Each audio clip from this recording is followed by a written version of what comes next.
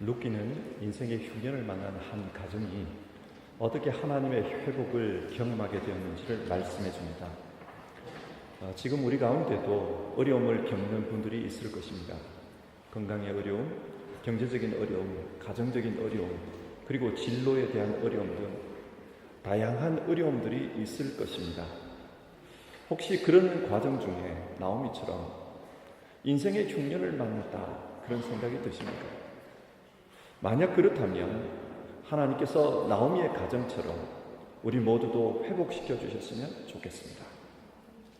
여러분, 하나님은 나오미의 가정을 어떻게 회복시켜 주셨습니까? 오늘 본문 1절을 보시면요, 나오미의 남편 엘리멜렉의 친족으로 유력한 자가 있으니 그의 이름은 보아스라. 한국어로는 분명하게 번역이 되지 않았지만 이 문장에는 히브리어 전치사 레가 2번이나 반복되어 있습니다. 이 전치사는 누구를 위해서라는 뜻입니다. 이 전치사의 의미를 살려서 1절을 다시 읽어보면 나오미를 위해 친척이 있었다. 그 친척은 그녀의 남편의 집안을 위해 유력한 자였다. 그런 뜻입니다. 이것이 무엇을 말씀합니까? 하나님은 나오미를 회복시키기 위해서 유력한 자를 두셨다는 것입니다. 그녀의 집안을 회복하기 위해서 친족 보아스를 준비해 두셨다. 그 말씀을 하고 있습니다. 지금은 조금은 다르지만 고대 이스라엘에서는 친족이 가지는 의미가 아주 컸습니다. 예를 들어 모세의 율법을 보면 기업 무르기 제도가 나옵니다. 어떤 사람이 경제적으로 어려움을 만나 큰 빚을 지게 되었는데 그 빚을 다 갚지 못하면 그 사람의 종이 됩니다.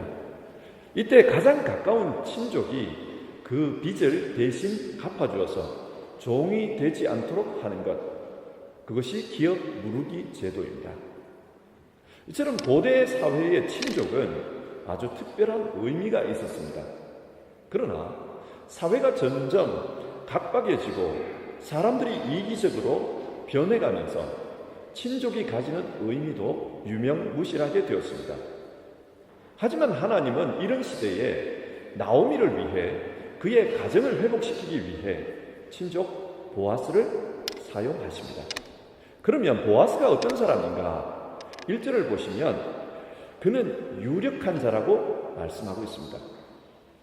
유력한 자, 히브리어로는 기포르 하일입니다. 기포르는 강하다라는 뜻이고요, 하일은 힘, 세력 그런 뜻입니다. 그러니까 보아스는 기포르 하일, 그 지역에서 정치적으로, 경제적으로 힘이 센 사람입니다. 하나님은 이런 보아스와 룻을 만나게 하심으로 나는 지금 마라의 인생을 살고 있습니다 스스로 탄식하는 그 나오미와 그의 가정을 회복시키려 하십니다. 하나님은 보아스와 룻의 만남을 계획하고 계십니다. 그런데 이 두 사람이 어떻게 만나게 되는가? 여기에 보이지 않는 하나님의 섭리가 작동하고 있습니다. 오늘은 이 부분을 좀 자세히 살펴보았으면 합니다. 2절입니다. 모압 여인 룻이 나오미에게 이르되 원하건대 내가 밭으로 가서 내가 누구에게 은혜를 입으면 그를 따라서 이삭을 줍겠나이다. 룻은 나오미에게 보리 이삭을 주어 오겠다고 말합니다. 지금 이 두 사람은 거지와 같은 신세입니다. 당장 먹고 살 것이 없습니다. 그래서 급하게라도 먹을 것을 얻기 위해 무슨 일이든지 하고 오겠습니다. 그 이야기를 하고 있는 겁니다. 율법에는 가난한 과부들을 돕도록 가르치는 말씀이 나옵니다. 예를 들어 신명기 24장 19절의 말씀인데요, 네가 밭에서 곡식을 벨 때에 그 한 뭇을 밭에 잊어버렸거든 다시 가서 가져오지 말고 나그네와 고아와 과부를 위하여 남겨두라. 그리하면 네 하나님 여호와께서 네 손으로 하는 모든 일에 복을 내리시리라. 아마도 룻은 이 말씀을 알았던 것 같습니다. 그래서 추수하는 곳에서 사람들이 흘려놓은 이삭, 남겨놓은 부분을 주워 오겠다, 그렇게 결심한 것입니다. 나오미는 그렇게 하라고 했습니다. 그래서 룻이 이삭을 주우러 갔는데 그 밭이 누구의 밭이었습니까? 3절을 보시면 우연히 엘리멜렉의 친족 보아스에게 속한 밭에 이르렀더라. 우연히 자기 친족 보아스의 밭에 가게 되었다는 겁니다. 그런데 이 부분을 히브리어로 읽어보면 느낌이 좀 많이 다릅니다. 직역해 보겠습니다. 그녀의 우연이 보아스의 밭에 부딪혔다. 이 문장의 주어는 우연입니다. 우리말에서는 부사로 우연히 이렇게 번역을 했습니다만 사실은 우연이라는 명사입니다. 좀 더 구체적으로 우연으로 번역된 이 단어는 히브리어 미크레인데 이 단어의 어원은 만나다, 그런 뜻에서 파생되었습니다. 그러니까 누구를 만나는 것, 혹 내 인생에 누구와 부딪히는 것, 그것이 우연입니다. 이 단어를 한국식으로 좀 더 친숙하게 번역을 한다면 운명, 인연, 그런 의미일 것 같습니다. 지금 하나님께서 룻을 보아스의 밭으로 인도하셨습니다. 우연이라고 그렇게 표현을 하고 있지만 이 우연은 우연이 아닙니다. 하나님께서 그 인생에 맞닥뜨리도록 인도하신 하나님의 필연이었습니다. 인간적으로 보면 어떻게 하다 보니 보아스의 밭에 가게 된 것이지만 하나님의 관점에서는 보아스와 룻이 만나게 하기 위해서 필연적으로 계획된 그 플란 중에 하나였던 것입니다. 그리고 4절을 보시면 마침 보아스가 베들레헴으로부터 와서, 여기서 마침이라는 단어가 중요합니다. 이 단어는 히브리어 감탄사 힘내라는 단어입니다. 그래서 직역하면 보라, 지금 보아스가 막 베들레헴에서 오고 있구나, 이런 뜻입니다. 사람들이 보기에는 지금 보아스가 오는 것도 우연한 일일 수 있습니다. 때마침 보아스가 그곳에 왔다는 겁니다. 그런데 하나님의 입장에서는 이것이 우연이 아닙니다. 보아스와 룻이 만나도록, 그래야 환난당한 이 가정이 다시 회복이 될 수 있으니까 그렇게 만나도록 하나님께서 계획하신 것입니다. 여러분, 오늘 성경이 우연이라는 단어와 이 마침이라는 단어를 통해서 무엇을 말씀하고 있습니까? 이 만남 속에는 하나님의 섭리가 숨어 있다는 말입니다. 하나님께서 지금 그렇게 하고 계십니다. 그런데 하나님의 섭리는 여기서 그치지 않습니다. 보아스가 와서 보니 얼굴이 낯선 한 여인이 있었습니다. 그 여인의 얼굴이 보아스의 마음에 들어왔습니다. 그래서 보아스가 사람들에게 던진 첫 마디 질문이 이 소녀가 누구냐라는 것이었습니다. 비교해서 한번 생각해 봅시다. 얼마 전에 한국의 유력한 정치인이 노룩 패스 사건이 화제가 되었습니다. 룩, 보는 거, 노, 없는 거, 노룩, 보지 않고 패스했다, 그 말이죠. 이분이 외국에 갔다가 귀국하면서 자신의 코퍼를 자기의 비서에게 얼굴도 보지 않고 쑥 이렇게 밀어가지고 그게 화제가 되었습니다. 얼굴도 보지 않고 밀었다, 이렇게 해서 노룩 패스라고 그렇게 사람들은 말합니다. 이것을 보고 외국 언론에서도 한국 아저씨들의 갑질 그러면서 보도를 많이 했다고 합니다. 여러분, 누구를 비판하자는 말이 아니라 유력자들의 눈에는 자기를 마중 나온 기자들이나 아니면 또 다른 유력한 정치인들, 이런 사람들이 눈에 들어오지 내 밑에서 일하고 있는 그런 사람들은 신경에 쓰이지가 않나 봅니다. 그래서 보지도 않고 이렇게 노룩 패스를 했습니다. 이것은 옛날에도 마찬가지였습니다. 지금 보아스는 유력자입니다. 이 유력자에게 자기 밭에서 이삭을 줍는 그런 가난한 사람들, 좀 더 심하게 말하면 거지 같은 사람들이 왜 눈에 들어왔을까요? 성경은 여기에도 하나님의 개입이 있었음을 암시합니다. 그때 보아스의 사환이 이 룻이 누구인지 또 얼마나 성실한 사람인지를 자세하게 말해줍니다. 아주 좋게 이야기를 해주었습니다. 그래서 이 이야기를 들은 보아스는 룻에 대해서 호감을 가집니다. 그 이후에 룻을 부르는 호칭이 완전히 달라집니다. 이전까지는 모압 여인 룻이라고 했는데 9절부터는 내 딸아 이렇게 부르고 있습니다. 완전히 달라집니다. 무엇을 말합니까? 이 대화 속에서도 하나님의 간섭하심이 있었다는 것입니다. 그래서 수많은 사람 중에 그 한 여인이 마음에 들어오게 했고 또 그 여인에 대한 좋은 소리를 듣게 했고 그래서 그 여인에 대한 좋은 인상을 가지고 만남을 지속해 가도록 이끌어 주셨다는 사실입니다. 전체적으로 볼 때 룻기는 하나님의 역사를 적극적으로 말하지 않습니다. 마치 풍경화의 배경처럼 그렇게 뒤처리를 해버립니다. 우연을 가장해서 하나님의 역사를 밋밋하게 말씀하고 있습니다. 자, 여러분, 이것이 무엇을 말하는 것입니까? 하나님은 우리 눈에 보이지 않는 그런 방식으로 존재하고 하나님은 우리가 알 수 없는 그런 방식으로 일하고 계신다는 사실입니다. 자, 이 이야기를 오늘 우리의 상황에서 한번 생각을 해봅시다. 많은 사람들이 하나님의 존재에 대해서 의심을 합니다. 진짜 하나님이 계시는가? 하나님이 계신다는 것을 어떻게 증명할 수 있는가? 사람들은 그런 질문을 던집니다. 하나님이 보이지 않기 때문에 또 검증할 수 없기 때문에 사람들에게는 이런 질문이 생깁니다. 의심이 생깁니다. 우리 역시 신앙을 가지고 있지만 때로는 하나님에 대한 의심과 부딪힐 때가 있습니다. 하나님을 믿고 있음에도 불구하고 정말 하나님이 존재하시는 분인가? 그런 생각이 들 때가 있습니다. 이사야 45장 15절은 이 하나님에 대해서 이렇게 말씀합니다.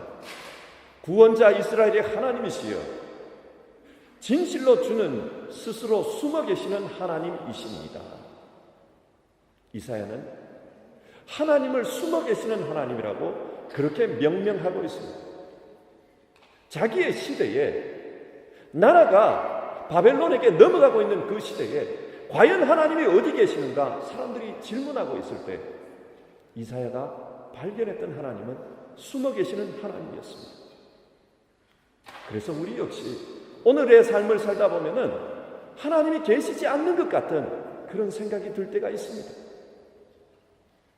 성경은 하나님을 영이라고 말씀합니다. 우리는 영이신 하나님을 세상의 방법으로는 검증할 수 없습니다. 보이지도 않고 만질 수도 없습니다. 이것이 하나님의 존재 방식입니다. 그래서 우리는 우리의 하나님을 그의 일하심을 통해서 보아야만 합니다. 그의 일하심을 통해 하나님의 존재를 보아야 합니다. 그 다음 여러분, 하나님은 어떻게 일하십니까? 출애굽기 2장을 보면 모세와 바로의 딸이 만나는 장면이 나옵니다. 태어난 지 석 달밖에 안 된 모세는 갈대 상자에 담겨서 나일강에 버려집니다. 근데 마침 그때 바로의 딸이 목욕하려고 강으로 나왔다고 합니다. 인간적으로 보면 우연입니다. 그러나 성경은 이 우연이 하나님의 계획 속에서 작정된 사건이라는 것을 보여주고 있습니다. 모세가 담겼던 그 갈대 상자는 히브리어로 테바입니다. 이 테바는 창세기 6장에서 노아의 방주를 가리키는 단어이기도 합니다. 방주의 특징이 뭡니까? 배의 방향을 움직이는 방향 키가 없습니다. 하나님께서 이 방주가 어디로 가야 할지 그 방향을 직접 정하신다는 말입니다. 그러니까 모세가 흘러 어디로 가야 할지 하나님께서 그 방향을 정하십니다. 그리고 하나님께서 그 모세를 바로의 딸에게로 인도하셨던 것입니다. 성경이 무엇을 말합니까? 하나님은 모세가 백성을 인도하는 지도자로 자랄 수 있도록 미리 바로의 딸을 예비해 두셨다는 말씀입니다. 하나님은 이렇게 일하십니다.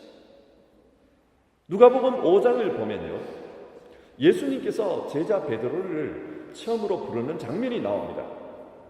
그날 베드로는 밤이 새도록 물고기를 잡았지만 한 마리도 잡지 못했다고 합니다. 그래서 이제 날이 새고 그물을 씻고 있는데 그때 예수님께서 배를 좀 띄워달라고 부탁합니다. 그리고 그 위에서 사람들에게 감동적인 설교를 하셨습니다. 베드로는 그 설교에 큰 감명을 받았습니다. 그래서 허탕친 베드로를 향해 주님께서 너는 깊은 데로 가서 다시 그물을 던지라고 했을 때 베드로가 이 말은 상식적으로 안 맞지만 주의 말씀이니 내가 순종하겠습니다. 그리고 다시 그물을 던집니다. 그런데 결과가 어떠했습니까? 그물이 찢어질 정도로 많은 물고기가 잡혔습니다. 베드로는 베테랑 어부였지만 그날은 이상하게도 허탕을 쳤습니다. 그리고 베테랑의 지식으로 볼 때 그분의 지적은 옳지 않은 것이었지만 그 지적을 따랐습니다. 그리고 그 결과 많은 고기를 잡았습니다. 베드로가 만약 그날 저녁 베드로가 고기를 많이 잡았다면, 그래서 세상 부러울 것이 없는 그런 상태였다면 과연 베드로가 그날 예수님을 따랐을까요? 여러분 어떨까요? 그날 베드로는 철저히 실패했습니다. 그리고 주님의 말씀에 순종했을 때 많은 것을 얻었습니다. 그렇기 때문에 베드로는 예수님을 따릅니다. 이렇게 보면 하나님에게는 실패 역시 하나의 새로운 삶을 시작하는 계기가 됩니다. 어부로서의 실패가 사람 낚는 어부가 되는 첫 출발점이 되었다는 사실입니다. 사람의 생각으로는 어떻게 살다 보면 어떤 때는 성공하고 어떤 때는 실패하는 우연일 수 있지만 하나님에게는 그 우연이 아니었다는 사실입니다. 새로운 삶을 시작하는 계기가 되었다. 성경은 이것을 말씀해 줍니다. 하나님의 부르심은 이런 방식으로 이루어집니다. 자, 이렇게 보면 지금 우리에게 중요한 것은 숨어 계시는 하나님의 역사를 보는 눈입니다. 하나님은 우연처럼 그런 식으로 일을 하시기 때문에 때로는, 그래서 우리는 그 우연처럼 숨어 계시는 그 하나님을 보는 눈이 필요합니다. 그 눈을 가져야만 믿음을 가질 수 있습니다. 여러분, 믿음이 뭡니까? 믿음은 결국 눈의 문제입니다. 숨어 계시는 하나님을 볼 수 있는 눈, 그것이 믿음입니다. 성경을 보면요, 눈에 대한 이야기를 아주 많이 합니다. 예를 들어 이삭이 나이 많아 눈이 어두워졌더라 라는 말씀이 나와요. 그래서 눈이 어두운 그 이삭은 큰아들 에스를 불러서 장자의 축복을 하려고 합니다. 에스가 잡아온 사냥감을 맛있게 먹고 그를 축복하겠다고 했습니다. 여러분, 이 장면을 생각해 보십시오. 여기서 눈이 어두워졌다는 것이 무엇을 의미합니까? 시력이 나빠졌다, 그 이야기입니까? 아닙니다. 숨어 계시는 하나님의 역사를 보는 눈, 그게 어두워졌다는 겁니다. 보이지 않는 그 하나님을 보는 그 시각을 망각했다는 것입니다. 그래서 상황을 오판하고 말았던 것입니다. 믿음은 바로 보는 눈입니다. 요한복음 9장을 보면 나면서부터 눈먼 사람을 예수님께서 고쳐주시는 이야기가 나옵니다. 그런데 바리새파 사람들이 고침받은 이 사람을 박해합니다. 너를 누가 고쳐줬는가? 그 문제를 가지고 박해합니다. 그리고 결국에는 회당에서 출교시켜버렸습니다. 그때 예수님께서 이 사람에게 다가가서 다시 말씀하십니다. 나는 이 세상을 심판하러 왔다. 못 보는 사람은 보게 하고 보는 사람은 못 보게 하려는 것이다. 주님께서 말씀하셨습니다. 보십시오. 예수님의 심판은 사람의 눈을 심판하는 것입니다.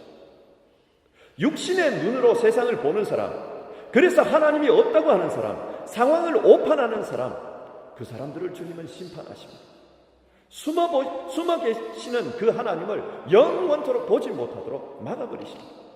반면 믿음의 눈으로 보는 사람, 그 사람에게는 숨어 계시는 하나님을 보는 그런 은혜를 주십니다. 주께서 빛이 되셔서 숨어 계시는 하나님을 볼 수 있게 해주십니다. 예수님은 언젠가 눈은 몸의 등불이라고 하셨습니다. 그래서 그 눈이 성하면 온몸이 밝을 것이요 눈이 성하지 못하면 온몸이 어두울 것이라고 하셨습니다. 여러분, 이 눈이 무엇입니까? 숨어 계시는 하나님을 보는 눈, 믿음입니다. 믿음은 이 세상 속에서 인간적인 눈으로 볼 수 없는 그 하나님을 보게 하는 눈입니다. 하나님은 자기 백성이 모두가 하나님을 볼 수 있기를 원하십니다. 그래서 하나님은 역사하십니다. 자기 백성이 볼 수 있도록 하나님은 역사하십니다. 그 역사가 어떤 역사입니까? 사사기 7장을 보면 기드온이 300명의 용사로 13만 5천 명의 미디안 군대와 싸우는 이야기가 나옵니다. 이 시대에 미디안 군대가 쳐들어오도록 하나님께서 그렇게 놔두신 이유는 그 시대가 근본적으로 하나님을 믿지 않았기 때문입니다. 근본적인 문제는 불신앙이었습니다. 이 사람들은 하나님을 인정하지 않았습니다. 그래서 사람들은 눈에 보이는 사람들의 머리 숫자, 그것을 믿었습니다. 미디안의 군사가 13만 5천 명인데 이들과 싸워야 할 이스라엘 군대의 숫자는 3만 2천 명에 불과했습니다.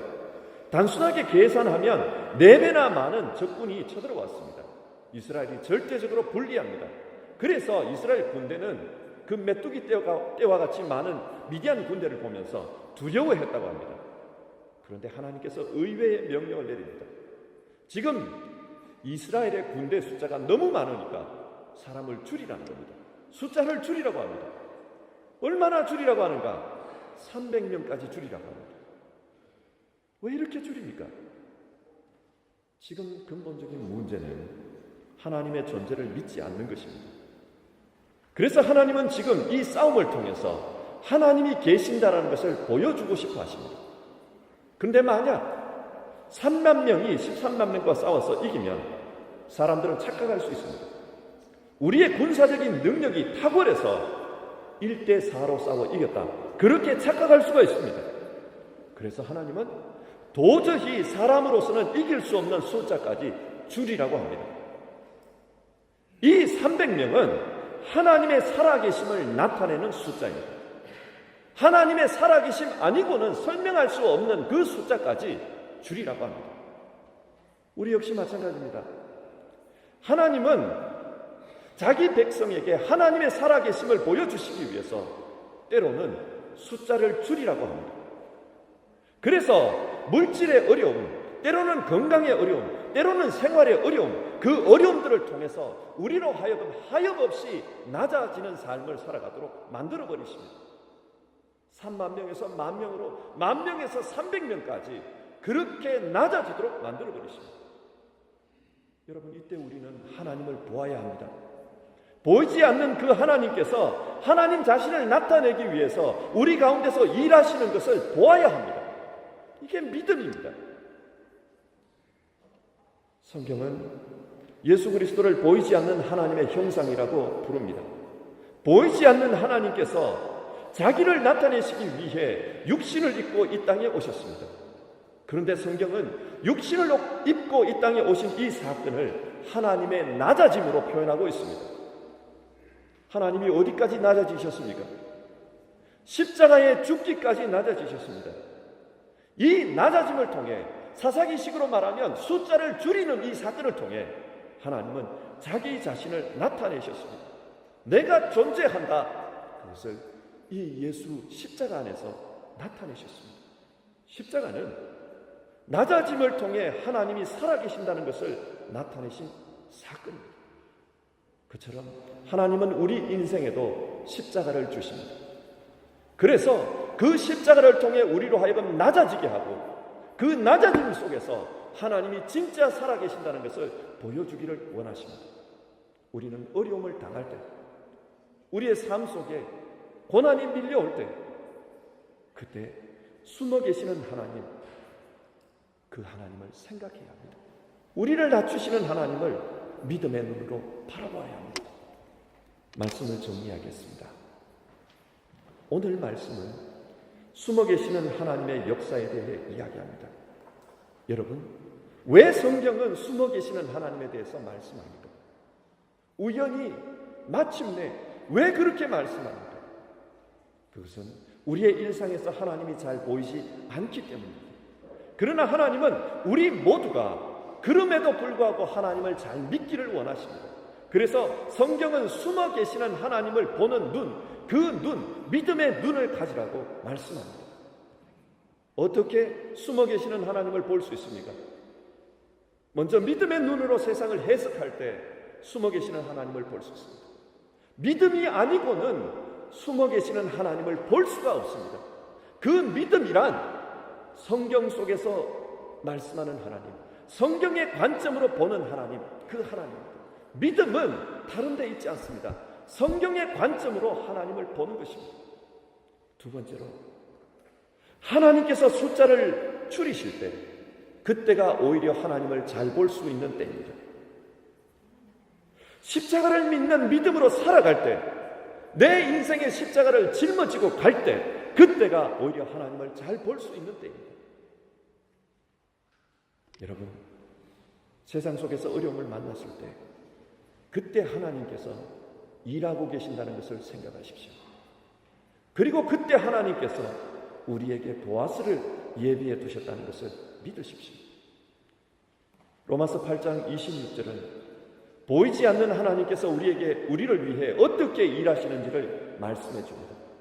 이와 같이 성령도 우리의 연약함을 도우시나니 우리가 마땅히 기도할 바를 알지 못하나 오직 성령이 말할 수 없는 탄식으로 우리를 위하여 친히 간구하시느니라. 하나님께서는 우리를 위하여 간구하십니다. 보이지 않는 하나님, 영이신 하나님은 우리를 위해서 지금도 간구하고 계십니다.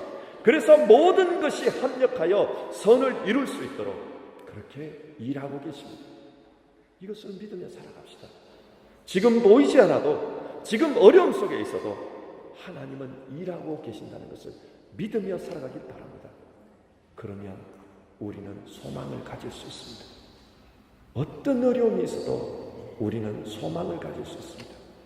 보이지 않는 하나님, 숨어 계시는 그 하나님께서 우리를 위해 기도해 주시고 우리를 위해 일하고 계시기 때문에 우리는 소망을 가질 수 있습니다. 결국에는 마침내는 합력하여 모든 것이 선을 이루게 하실 것이기 때문에 우리는 소망을 가질 수 있습니다.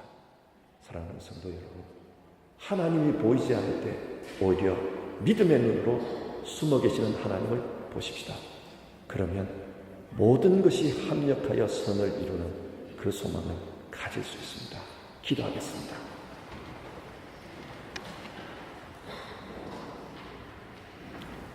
하나님 아버지, 우리는 눈에 보이는 것, 자기 자신의 감각으로 경험하는 것만을 믿는 경향이 있습니다. 그러다 보니 이 세상 속에서 하나님의 역사를 보지 못하고 살 때가 많습니다. 그러나 오늘 성경은 우연처럼 보이지만 그것이 우연이 아니라 하나님의 역사인 사건에 대해서 우리에게 말씀해 줍니다. 숨어 계시는 하나님을 믿는 믿음의 눈으로 세상을 살아가기 원합니다. 하나님을 보여주시기 위해 우리를 낮추실 때 십자가의 신앙으로 우리의 현실을 돌아보기 원합니다. 그 모든 일의 마지막은 합력하여 선을 이루시는 하나님의 손길 가운데 있음을 믿으며 신앙하는 우리 되게 하옵소서. 어려움 속에 있는 분들, 숨어 계시는 하나님을 생각하며 삶의 위로를 얻게 하옵소서. 나오미가 회복의 은혜를 입었던 것처럼 그 가정이 온전하게 다시 세워졌던 것처럼 하나님께서 이루어주시는 그 회복의 역사를 우리 성도님들 경험하게 하옵소서. 예수님의 이름으로 기도드립니다. 아멘.